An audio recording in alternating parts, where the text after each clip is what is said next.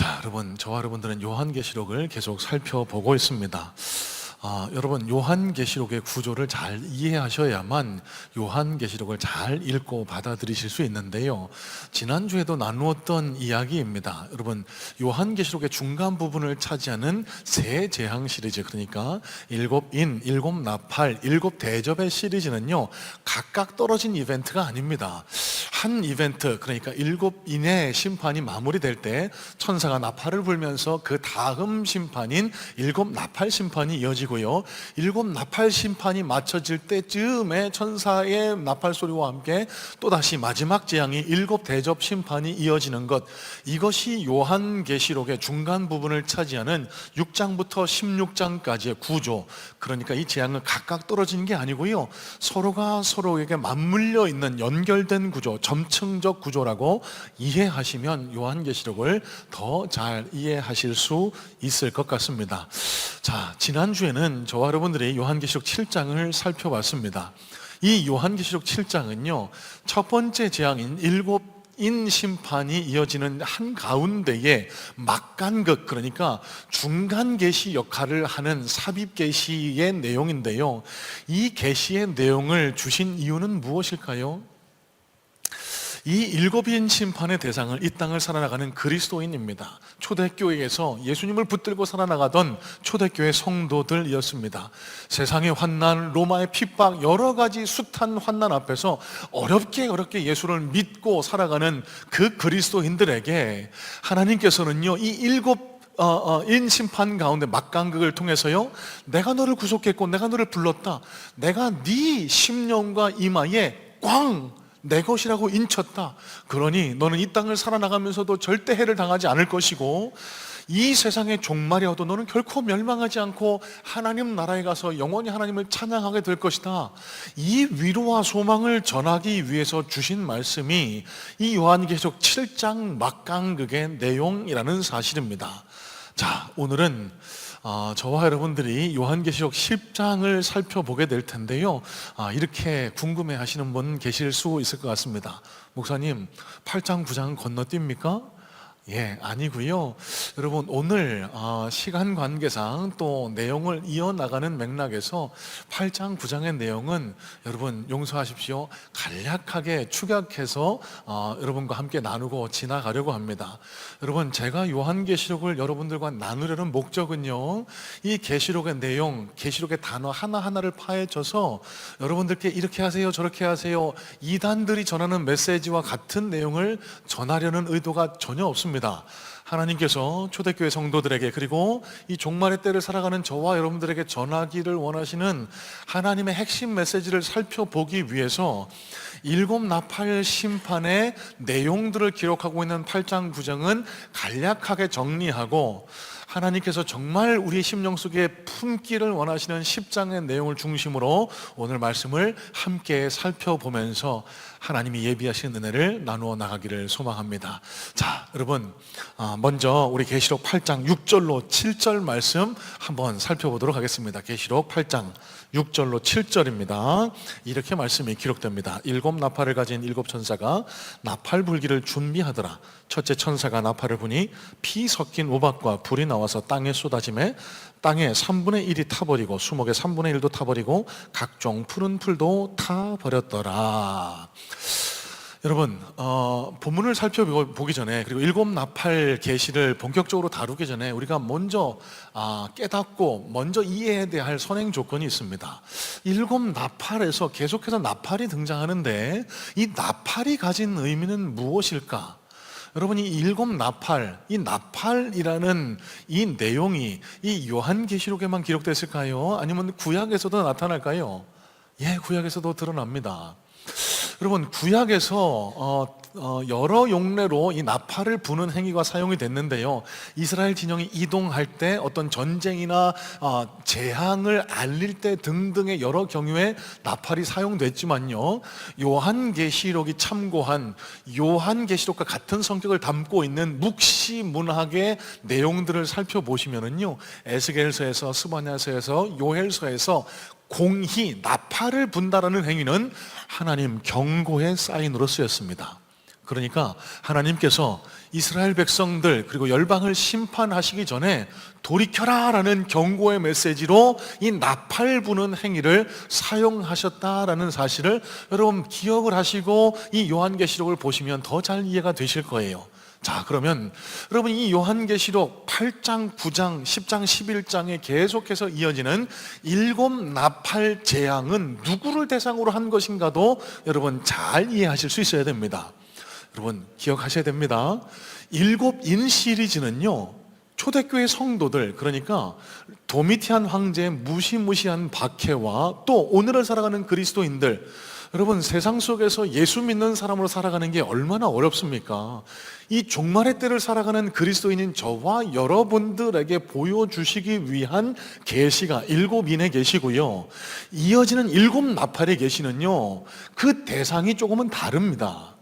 이 7 나팔의 계시 대상은요, 하나님의 경고에도 불구하고 하나님을 믿지 않고 하나님을 따르지 않는 세상 사람들을 향한 경고의 나팔이다라고 이해하시면 여기 7 나팔 시리즈가 더 잘 이해되는 그런 도움을 받으실 수 있을 것 같아요. 여러분 제가 계속해서 이 경고라고 말씀을 드립니다. 그래서 이 7 나팔 심판을요, 심판이라고 정의하는 것보다는 징계라고 정의하는 것이 더 적절할 것 같아요. 무슨 의미일까요? 여러분, 징계는 뭘 의미할까요? 넌 이제 끝이야, 넌 이제 아웃이야. 여러분 이게 심판입니다. 더 이상 기회가 주어지지 않아요. 하지만 징계는 어떤 성격을 담고 있죠? 돌이키라는 겁니다. 여러분 가정에서 어머니 아버지가 왜 자녀들을 혼을 낼까요? 이건 징계입니다. 무슨 뜻이죠? 자녀가 잘못되기를, 관계를 끊으려고 하는 게 아니라요, 자녀가 잘 되기를 원하는 의미에서 돌아오라고 다시 기회를 주는 게 자녀들을 향한 부모의 징계 목적이 아닙니까? 여러분 이 7 나팔의 성격도 이와 같아요. 하나님께서는요, 당신을 믿고 따르지 않지만 이 세상 모든 열방을 향해서 징계하시는 게 7 나팔의 성격이라는 겁니다. 멸망이 아니고 옐로우 카드라고 이해하시면 돼요. 축구에서요, 반칙을 하는 선수에게 심판이 막 뛰어갑니다. 호루라기를 삑 하고 봅니다. 멈춰 세우죠. 그러면서 뭔가 하나 꺼냅니다. 옐로우 카드. 무슨 뜻일까요? 경고입니다. 다시는 반칙하면 안 돼. 알았지? 근데 또 반칙을 해요. 또 반칙을 합니다. 그럼 어떻게 될까요? 삑 불러서 다음에는 다른 색깔 꺼냅니다. 빨간 레드카드. 여러분 이 레드카드가 뒤에 이어지는 7 대접 심판이라고 이해하시면 됩니다. 자, 여러분 제가 드리는 말씀을 잘 기억하세요. 7 나팔 시리즈는요, 하나님을 믿지 않는 세상 사람들을 향한 하나님의 경고의 메시지다. 자, 이 사실을 마음에 품고 여러분 용서하십시오. 1부 때 말씀을 나눠보니까요, 이 8장 9장 내용을 좀 디테일하게 다루니까 정작 제가 전하기를 원하는 메시지를 잘 전달하지는 못했어요. 간략하게만 좀 살펴봤으면 좋겠습니다. 자, 8장 1절 2절에서요, 어린 양 예수님께서 마지막 7번째 인을 떼십니다. 그때 준비하고 있던 천사가 나팔을 불기 시작해서 그 7 나팔 재앙이 시작이 되거든요. 첫 번째 천사가 나팔을 부니까요, 하늘에서요 피 섞인 우박과 불에 불이 땅에 떨어졌다라고 합니다. 자, 두 번째 나팔을 부니까요, 하늘에서 큰 산 같은 것이 바다에 떨어졌고요. 그래서 3분의 1 바다가 피가 되고 바다 생물 3분의 1이 죽고 바다를 항해하는 배 3분의 1척이 다 파손됐다라고 기록을 합니다. 8절로 9절입니다. 세 번째 경고의 나팔을 부니까요, 하늘에서 타는 큰 별이 떨어져서 이 땅 가운데 많은 생물을 죽였다라고 하고요, 네 번째는요, 하늘에서 천체 이상 같은 것이 발생해서 각종 자연재해와 기상이변이 발생했다라고 기록을 해요. 자, 여러분 이 재앙의 내용들을 일일이 디테일하게 살펴볼 여유가 없는 점을 다시 한번 양해의 부탁을 드립니다. 하지만 여러분 한 가지 분명한 것은 이 시대가 점점 종말을 향해 가고 있는 것만은 확실한 것 같습니다. 지금 뉴스를 통해서 전해지는 지구촌 곳곳의 자연재앙들, 여러분 얼마 전에 있었던 스페인 폭우, 그리고 호주에서 있었던 큰 산불, LA에서 있었던 그 대화재, 여러분 이런 것들이 오늘 우리가 요한계시록을 읽다 보면은 마지막 때에 나타날 종말의 징조와 너무 유사점이 느껴져서 마음속에 두려움을 갖게 되는 것도 자연스러운 현상인 것 같습니다. 여러분 하지만 명심하실 것은요, 계시록을 살펴보시면 이 재앙들이 유예 지연이 됩니다. 왜요? 하나님께서 그 심판들을 막고 계세요. 자, 그러면 이 시대를 살아가는 그리스도인들에게 주어진 책무가 있다라고 저는 느끼게 됩니다. 여러분 뭘까요? 하나님께서 선물하신 이 땅을, 이 지구를 아끼고 사랑할 수 있어야 돼요. 에너지 자원을 아끼고 소중히 여길 줄 알아야 하고요, 우리에게 허락된 것을 마구 내 욕심 따라서 사용하는 것은 그리스도인들이 취할 태도는 아닌다라는 그런 생각을 갖게 합니다. 여러분, 행복축제 중간에 이루어지는 플로깅 행사도 이런 취지와 목적을 갖고 진행되는 거예요. 우리 주변을 아름답게 조화롭게 가꾸어 나가는 일, 이 일을 통해서 그리스도인의 본분됨, 그리스도인의 사명을 확인하자는 뜻도 이 플로깅, 버스킹 행사에 포함되어 있다는 사실입니다. 자, 어쨌든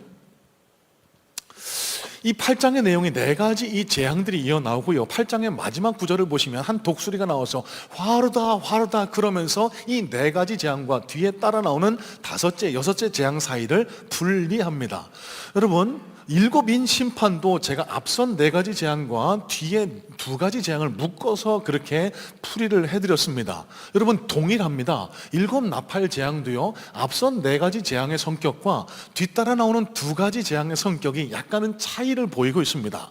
앞선 4 재앙은 가만히 살펴보시면요, 여러분 자연재해라고 이해하실 수 있어요. 그렇죠.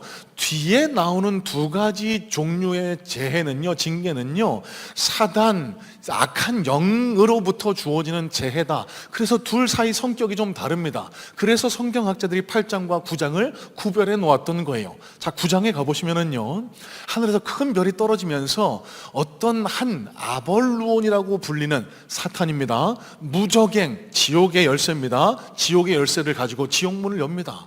그랬더니 지옥에서, 땅속에서 연기가 피어올랐다라고 9장 초반절에 기록을 해요. 이 영은 이 땅을 살아나가는 많은 사람들을 어지럽게 하는, 그러니까 어지럽게 해서 독가스가 아니고요, 더 죄를 짓게 하고 더 하나님을 믿지 못하게 하는 악한 영이라고 이해하시면 되겠습니다.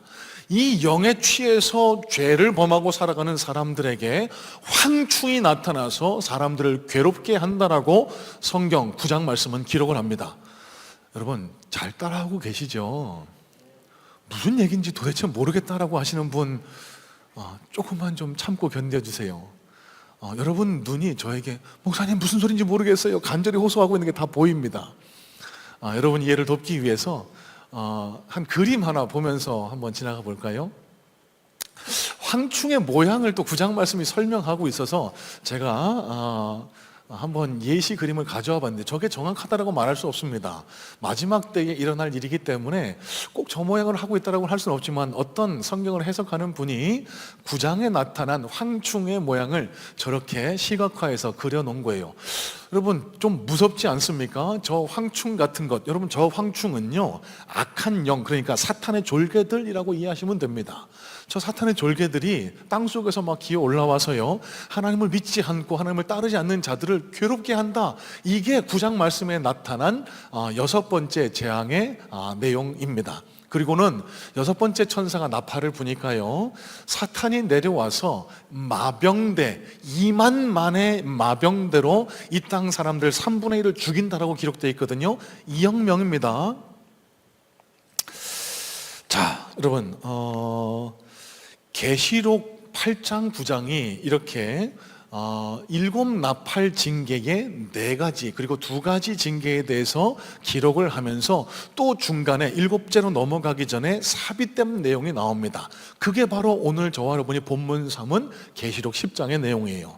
자, 그러면 여러분이 계시록 10장은 무슨 성격을 가지고 있을까? 왜 갑자기 세상을 향한 경고의 징계를 하나님께서 이어가시다가 왜 갑자기 계시록 10장의 말씀을 기록해 주셨을까?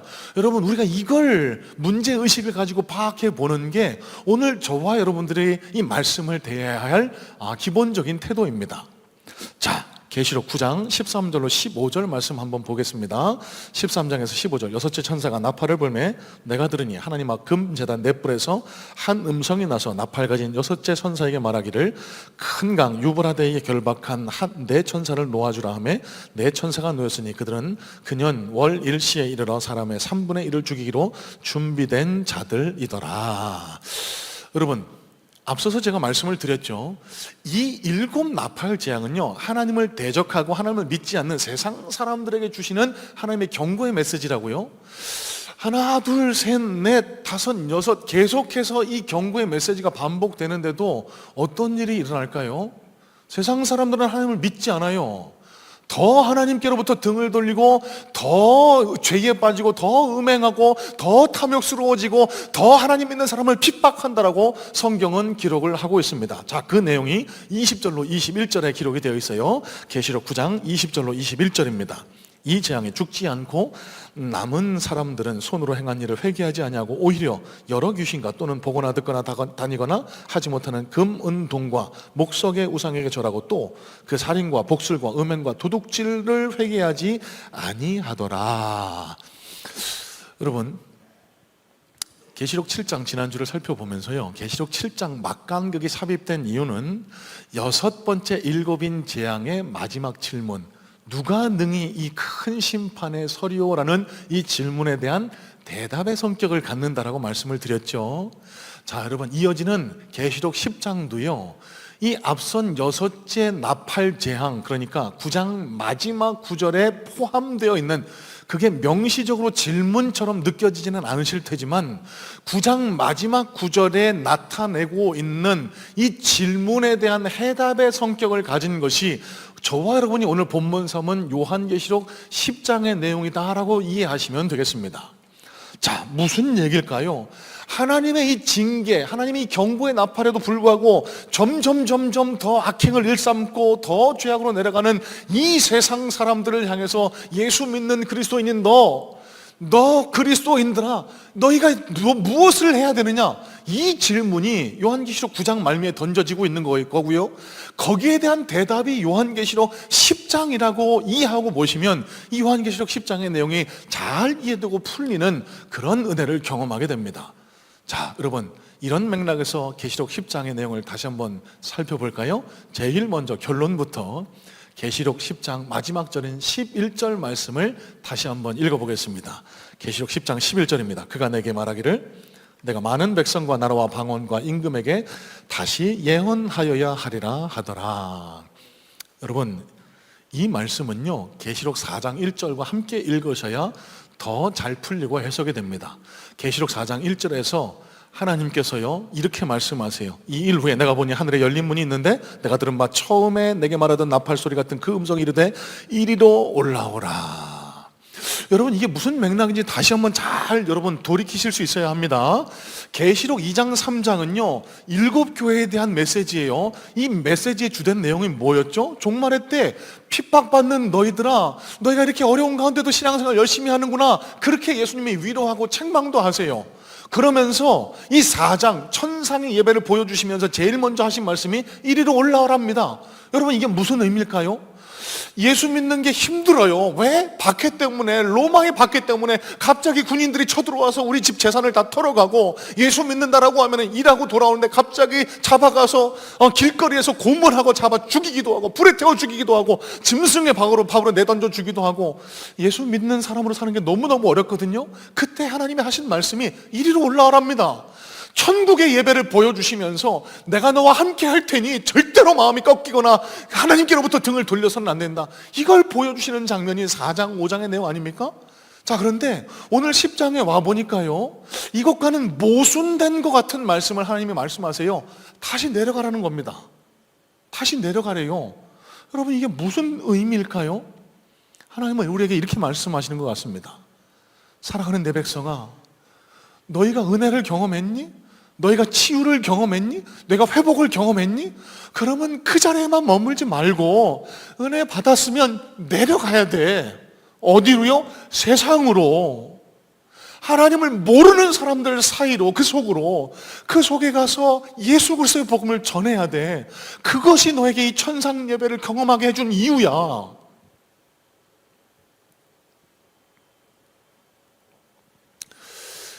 여러분, 오늘 계시록 10장의 핵심 내용을 결론부터 요약해 말씀드리면 이렇습니다. 감당치 못할 시험을 당하셨을까요? 너무너무 답답하고 속상하고 힘든 일 가운데 있으실까요? 여러분, 잘 오셨습니다. 하나님 앞에 나오셔서 수고하고 무거운 짐을 다 주님 앞에 내어 맡기세요.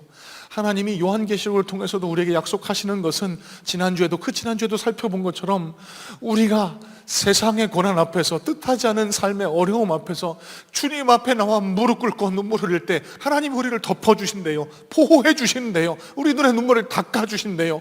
그리고 우리에게 확인시켜 주시는 게 꽝 하고 인친 것, 너는 내 것이라고 인치심, 이 구속의 은혜를 확인시켜 주심을 통해 우리에게 회복의 은혜를 주신대요. 네가 어디를 가더라도 내가 너와 함께 할 것이다, 이 약속의 말씀을 다시 확인시켜 주신대요.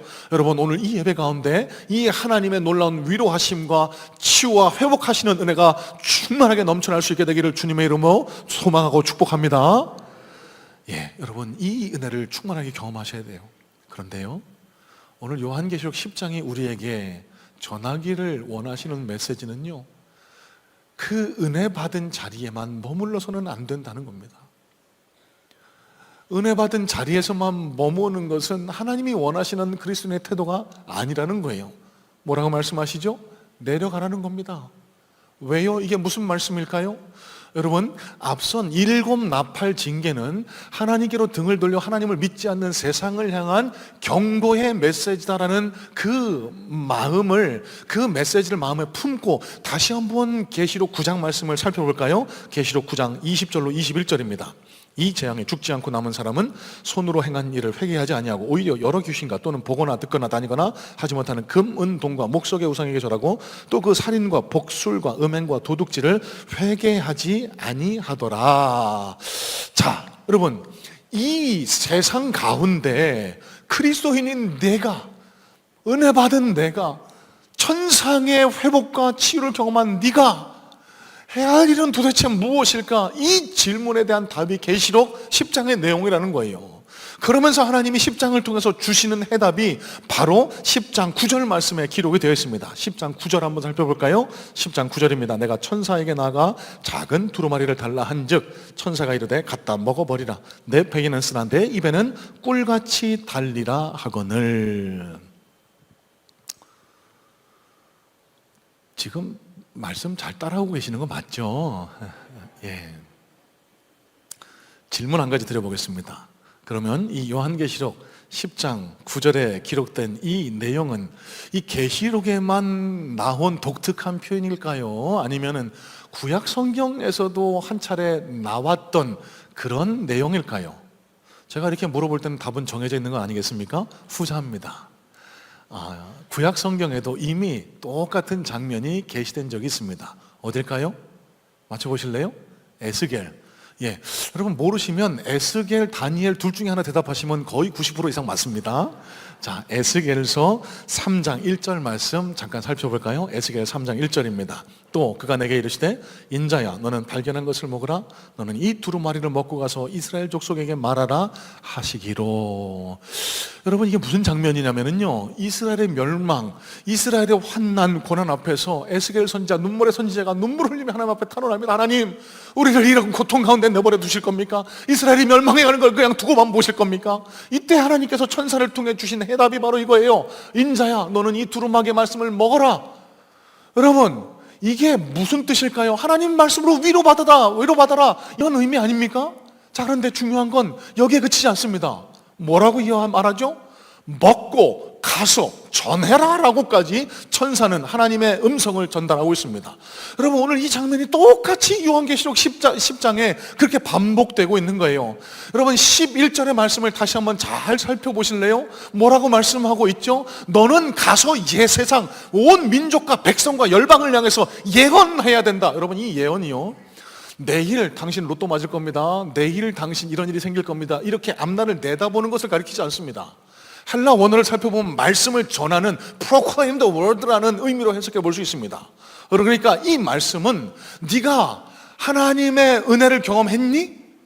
이 죽어져가는 저 세상을 향한 안타까운 마음이 있니? 그러면 뭘 해야 된다고요?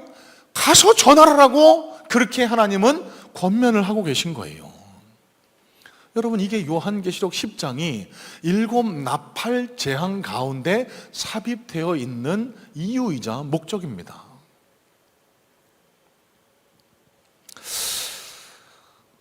그러면 이런 질문을 하시는 분이 계실 수도 있을 것 같습니다. 목사님, 그 계시록 9장 아무리 잘 읽어봐도 아니 하나님이 이렇게 계속 나팔을 부셔도 계속 하나님을 안 믿는 사람들은 계속 죄 짓고 계속 교회 안 나오고 계속 더 악한 짓을 일삼고 그런다면서요. 그러면 우리가 왜 가서 그렇게 험한 일, 열매도 없는 일, 보람도 없는 일을 왜 해야 합니까? 여러분, 어떻게 하실래요? 하나님이 여기에 대한 해답을 계시록 10장에 제시해 주고 계신 거예요. 여러분, 내가 가서 전하면 교회를 나와야 된다?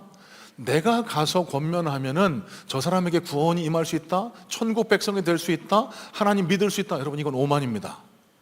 이 세상 그 누구에게도요, 내가 말씀을 전하면, 내가 인도하면 저 사람은 구원받은 하나님의 백성이 될 거야, 이런 사람은 절대 이 세상에 존재할 수 없습니다.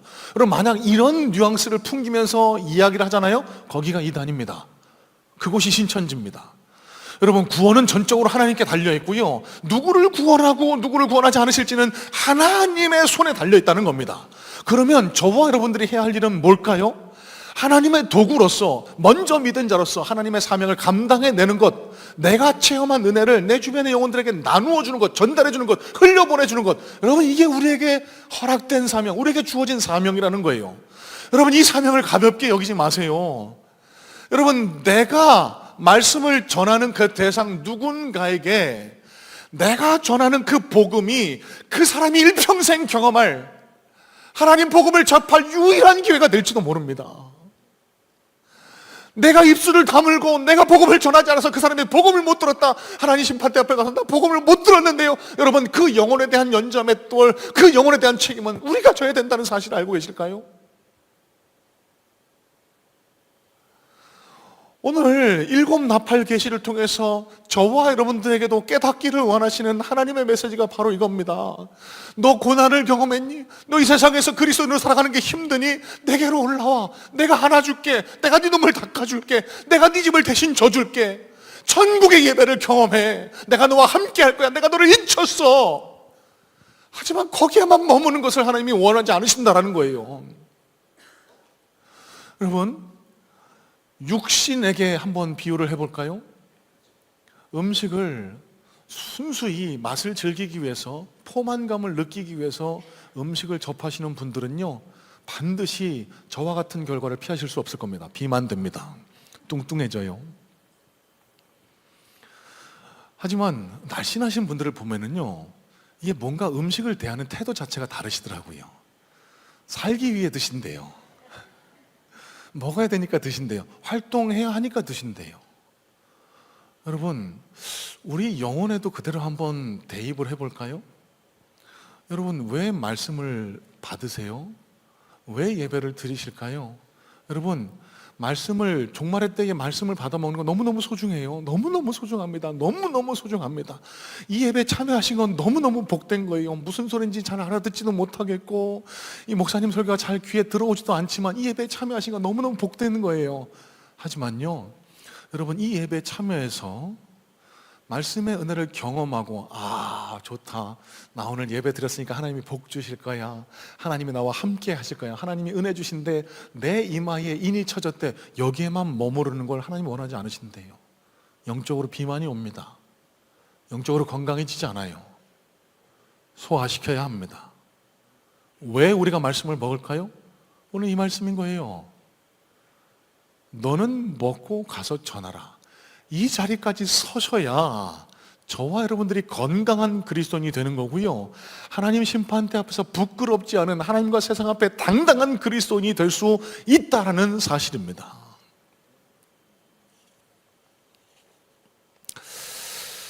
C.S. 루이스의 말 중에 이런 말이 있습니다. 교회의 존재 목적은 작은 그리스도를 만들어내는 것이다. 만약 교회 안에서 그리스도를 닮은 작은 그리스도가 생산되지 않으면 예배도 교회도 헌금도 심지어 성경도 모두 다 헛된 것이다. 여러분, 이 이야기를 어떻게 이해할 수 있을까요? 교회가 왜 존재할까요? 저와 여러분들이 왜 신앙생활하고 왜 이 예배를 드릴까요? 근본적인 목적이 무엇일까요? 여러분, 이걸 제대로 깨닫지 않고 신앙생활하면 우리의 모든 신앙생활 전체가 아무 의미 없는 종교 행위가 될 수 있다는 사실을 아실까요? 여러분, 우리가 신앙생활하는 목적이 뭡니까? 우리가 구원받고 하나님 나라 백성이 되는 건 예, 맞습니다. 하지만 절반입니다. 하나님께서 저와 여러분들을 구원하신 목적은요, 저와 여러분들을 사용하셔서 세상을 변화시키시고 하나님의 구원 사역을 완성하기 위해서 우리를 구원하셨다는 사실을 여러분 한시도 놓치지 마셔야 돼요. 그래서 오늘 우리가 드리는 이 예배도, 우리가 이 교회에 속해서 하는 모든 신앙생활의 형태도 왜 할까요? 하나님의 은혜를 받아 누리고 치유받고 회복하는 것 중요합니다. 거기에만 머물지 말고 가서 전하는 데까지, 완성하는 데까지 나가는 것, 이게 하나님의 목적이고 계시고 하나님이 오늘을 살아가는 저와 여러분들에게 전하시기를 원하시는 하나님 나라의 메시지라는 사실이에요. 여러분, 사도 바울의 모습을 한번 생각해 보시길 바랍니다. 사도 바울이요, 사도행전 9장입니다. 교회를 핍박하러 다마스쿠스로 내려가다가 그 다메섹 도상에서 한낮 태양빛보다 더 밝은 빛으로 자기를 찾으시는 예수님을 만나게 됩니다. 사울아, 사울아, 예 주님 누구십니까? 나는 네가 핍박하는 예수다. 그래서 사울의 삶이 바울로 완전히 뒤바꿔지게 됐죠. 여러분, 뒤에 바울이 자신의 그 회심을 상기하면서 기록한 사도행전 22장을 보시면은요, 주님 누구십니까? 라는 질문에 예수님이 답하시죠. 나는 네가 핍박하는 예수다. 나는 너를 구원할 예수다. 나는 네 이마에 인친 예수다. 나는 너와 세상 끝까지 함께할 예수다. 이 답을 받은 이후에 사도 바울이 또 고백한 질문이 있습니다. 그게 뭘까요? 주님, 내가 무엇을 하여야 합니까? 여러분, 이 질문이 중요한 신학적인 메시지, 신앙적인 메시지를 담고 있다는 걸 아실까요? 여러분, 이 땅에 많은 그리스도인들은요, 주님 누구십니까? 라는 질문에 머뭅니다. 나는 예수다. 나는 너를 안보하는 예수다. 나는 너를 보호하는 예수다. 나는 너와 동행하는 예수다. 나는 네 필요를 채우는 예수다. 여러분, 이런 질문에만 머물러 있을 때 우리 신앙은 연약하고 나약할 수밖에 없는 거예요. 세상 가운데서 시험이 오고 유혹이 오면 넘어질 수밖에 없는 겁니다. 사도 바울이 왜 당당한 그리스도인이 될 수 있었는 줄 아세요? 여러분, 사도 바울이 기도할 때마다 수많은 이들이 주께로 돌아왔습니다. 그의 손수건만 얹어도 귀신이 떠나가고 병이 떠나갔어요. 그가 기도하니까요, 죽었던 유두고가 다시 살아납니다. 여러분, 서슬프런 사내들인 공회 앞에서, 그리고 아그리빠 왕과 여러 헤롯 왕 앞에서 그 주의 복음을 당당하게 전합니다. 내가 이렇게 결박된 것 외에는 당신들도 나와 같이 되기를 원합니다. 여러분, 어떻게 이런 당당한 신앙을 가질 수 있었을까요? 하나입니다. 주여, 내가 무엇을 하리이까? 이 질문까지 한 발자국 더 나갔던 거예요. 나를 안보하시고 나를 위로하시고 나를 동행하시는 그 예수님, 은혜 받는 데만 그친 게 아니라 내가 값없는 은혜를 받았는데 그럼 이제 내가 뭘 주님께 돌려드려야 합니까? 하나님, 값없이 받은 은혜 내가 어떻게 돌려드려야 하나님 기뻐하실 겁니까? 이 질문을 주님 앞에 드렸고, 그 질문 앞에 바로 선 결과 세상을 뒤바꾸는 그런 믿음의 영웅이 되었다는 사실을 우리가 기억했으면 좋겠습니다. 여러분, 저는 함께 신앙생활하는 우리 성문에서 모든 성도님들이 하나님과 세상 앞에서 정말 당당한 신앙인 되시기를 간절한 마음으로 소원해요. 정말 그랬으면 좋겠습니다. 정말 그랬으면 좋겠어요.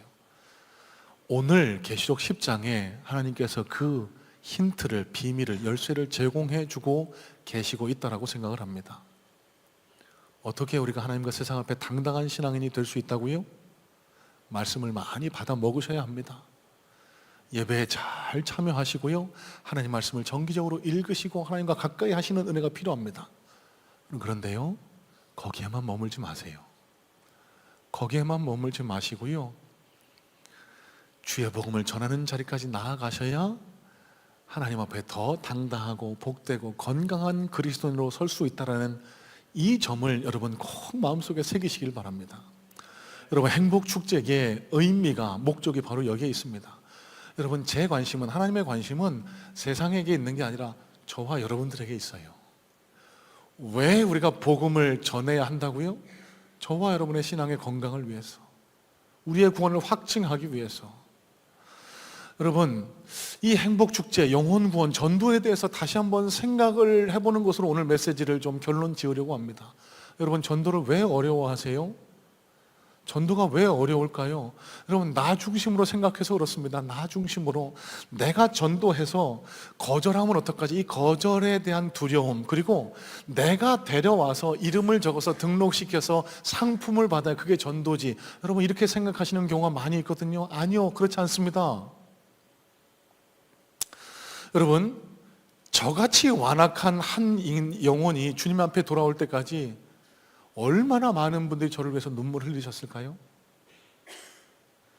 저를 교회에 인도한 분이 이름을 적었다고 해서 저를 전도한 분은 그분 한 분뿐일까요? 아니라고 생각을 합니다. 숱한 분들이 저를 위해 기도해 주셨고요, 저에게 교회 가자고 권면해 주셨을 거라고 생각을 해요. 그러면 그 전도의 열매가, 상급이 마지막에 전도자로 이름 적은 분에게만 돌아갈까요? 저는 절대로 그렇게 생각 안 해요. 하나님은 다 보고 계시고요, 하나님 나라의 상급을 예비해 놓고 우리에게 되갚을 준비를 하고 계시고 있다고 저는 믿습니다. 여러분, 우리가 복음을 전할 때 하나님은 수백 수천 배로 되갚으실 준비를 이미 지금 하고 계세요. 여러분, 이런 맥락에서 행복축제를, 전도를 이해하셨으면 좋겠습니다. 우리 교회 나와서 함께 신앙생활하면 좋겠지만 그건 너무 이기적인 생각이잖아요. 멀리 계신 분들에게 복음을 전하세요. 미국에 계신 분들에게도 전하세요. 건강한 교회, 좋은 교회 찾아서 그곳에 가서 꼭 예수님을 만나라고 그렇게 복음을 전해보세요.